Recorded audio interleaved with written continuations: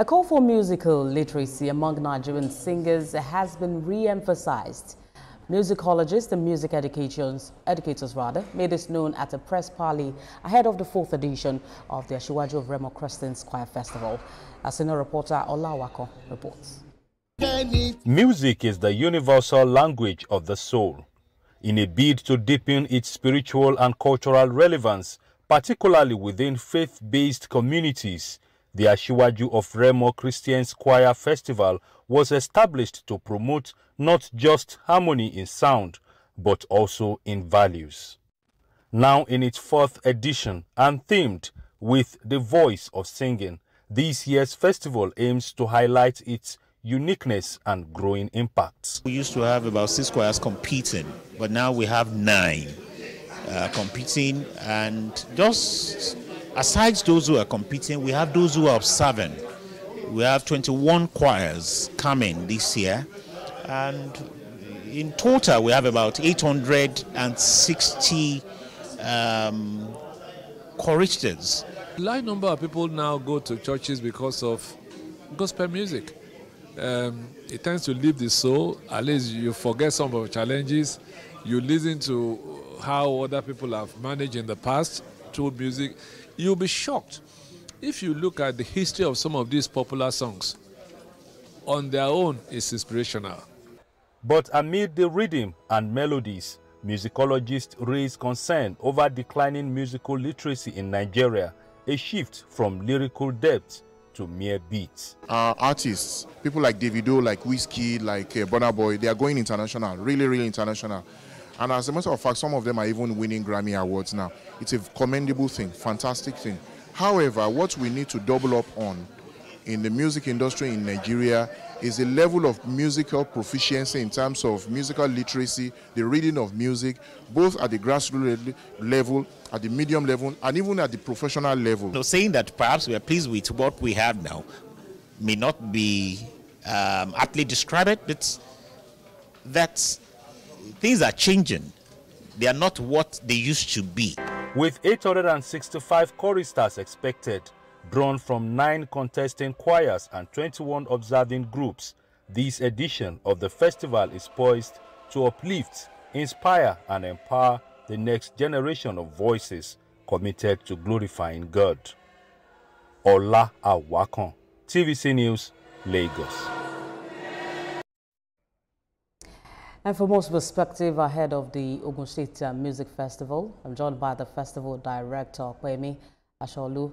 He joins me to give an update on this upcoming festival. It's good to have you join us again this year. This is the 4th edition. Ogun State is still reeling from the impact of the Ojude Oba. What are we going to see that is going to be different from last year's festival? Thank you for having me. It's not Ogun State Choir Festival, it's Asiwaju of Remo Christians Choir Festival. Right. As against what we had last year, where we have 6 choirs participating, we have 9 choirs competing this year. And not just that, we have 21 observing choirs. And like I usually like to describe this, it's like what we have in football, where you have the Champions League participation and Premiership League participation. It's not everybody that can perform or that can play at the Champions League level, but if they qualify or if they pre-qualify from their different league, either the Liga or the Premiership, then they can now play at the Premiership. So that's what we actually put into consideration when we have choirs pre-qualifying via audition for the choir festival, and then those who are observing come via invitations and thinking and hoping that in the subsequent ones they will be able to compete at that level. Right. So we've seen the former governor of Ogun State, Benga Daniel, saying that this is a platform for societal healing, especially to encourage youth from, going the other way. But what would you say is the driving force? What is motivating you yearly, and what is keeping this festival continuing every year? I'll say this to you. The sponsor of the program, who is the senator representing Ogun East Senatorial District, Otumba Benga Daniel, was a member of the choir during his formative years. And not just that, he was the college pianist when he was at Baptist Boys High School in Abeokuta. Okay. And he has shared this so many times that background shaped his upbringing in so many ways, because some of those things that they did back in school, you know, in terms of discipline, in terms of values, you know, were impacted on them via some of the activities they engaged themselves in school. And so he felt that if students of school age, if the youth are part of things like this, it will take them away from the societal vices that we now see today. And with that, is not just doing that, is empowering those who are part of this kind of thing. This year, about 30 million naira is up for grabs. And even the observing choirs, they won't come and just go away like that.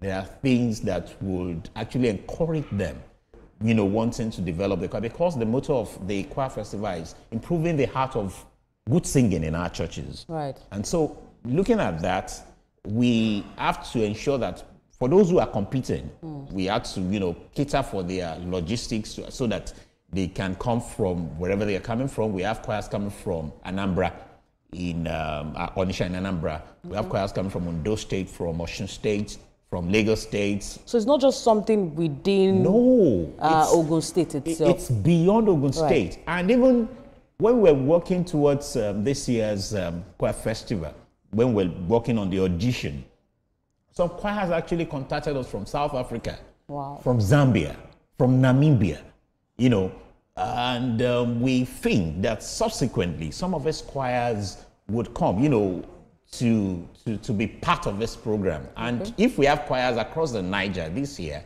you know, there is nothing that stops choir from coming from Kaduna, from Jos, from Abuja, you know, so, I mean, in the subsequent editions. Very quickly, because of our time, give us details of this event. What date is it? Is there a follow-up for those who also win to ensure that they also stay in line with the motive of this festival?